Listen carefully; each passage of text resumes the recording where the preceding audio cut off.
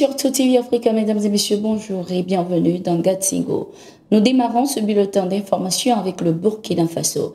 Les terroristes en provenance du Niger ont préparé ce 3 mai une attaque à la voiture piégée qui visait Arbinda, localité située dans la province du Soum au nord du Burkina Faso. Cette attaque de grande envergure a été déjouée par les forces de défense et de sécurité burkinabé. Selon les informations, ces terroristes en provenance du Niger se frayaient souvent un chemin jusqu'au niveau de l'axe Belende-Arbinda au Burkina Faso. Grâce aux informations, ils ont été localisés et neutralisés par les vecteurs aériens.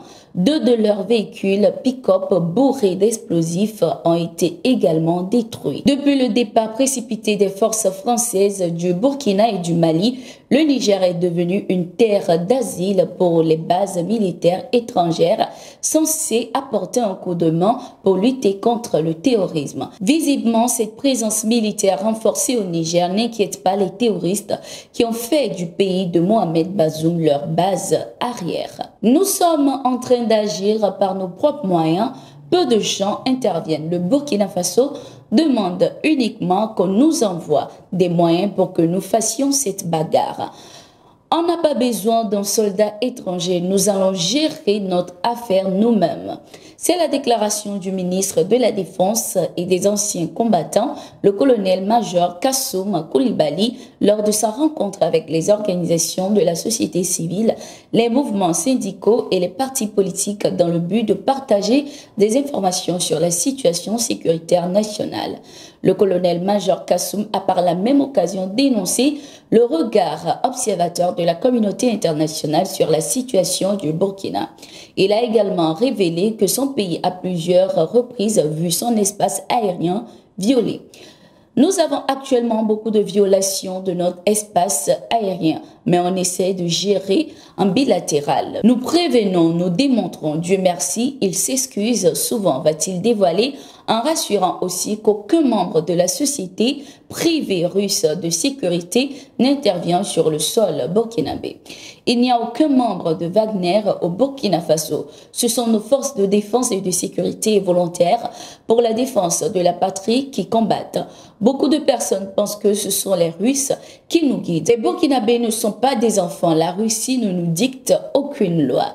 La Russie ne nous donne rien. Nous luttons avec les contributions à l'effort de guerre, a-t-il affirmé. Le secrétaire général de l'Organisation des Nations Unies, Antonio Guterres, a affirmé ce 3 mai avoir échoué à empêcher le conflit entre généraux au Soudan, ceci malgré l'annonce d'un accord de principe pour une prolongation du cessez-le-feu jusqu'au 11 mai afin de permettre à l'ONU d'acheminer de l'aide humanitaire vers les zones de combat.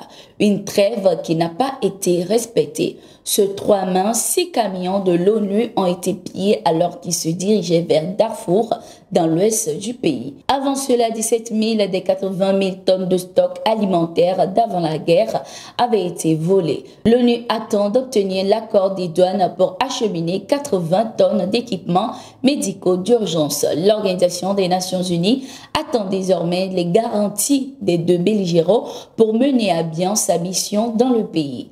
Les assurances générales doivent être traduites en engagements spécifiques, a plaidé le coordonnateur des secours de l'ONU, Martin Griffiths, assurant avoir eu les 2 généraux au téléphone. Depuis le 15 avril, l'armée du général Abdel Fattah al-Burhan et les paramilitaires des forces de soutien rapide FSR du général Mohamed Hamdan Daglo s'affrontent sans répit.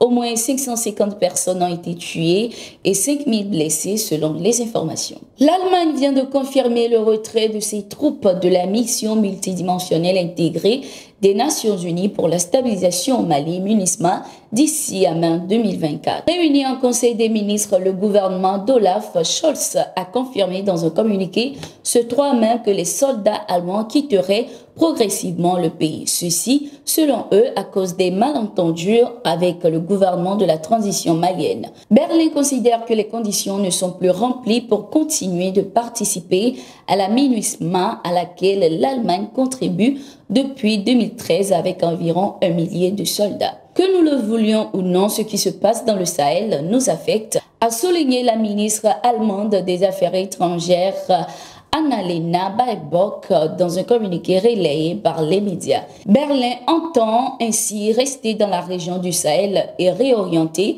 son engagement dans les domaines de la sécurité au Niger, en Mauritanie et dans les États du Golfe de Guinée. Cette décision de retrait avait été annoncée fin 2022. L'ex-ministre allemande de la Défense, Christine Lambrecht, avait affirmé que son pays a décidé d'accompagner le processus de transition au Mali jusqu'à mai 2024. Au Burkina Faso, Philippe Nion, le contrôleur général d'État à la tête de l'autorité supérieure du contrôle d'État et de lutte contre la corruption ASCELC, a annoncé sa démission ce 2 mai 2023 lors d'une cérémonie consacrée à la remise d'attestations de reconnaissance à une soixantaine de personnes ayant mené les enquêtes dans le cadre de l'emblématique dossier dit contrebande de carburant. Il a par la même occasion invité ses collaborateurs à maintenir le cap. Le bientôt ex-contrôleur général d'État compte déposer ses valises à la Cour des comptes de l'UEMOA où il siégera comme conseiller. Philippe Nion a été nommé contrôleur général d'État en janvier 2022. Nous sommes arrivés à la fin de ce numéro de Galtingo. Merci d'être resté avec nous. Nous sommes en continu sur nos différentes plateformes et sur notre site d'information, le www.toafrica.com.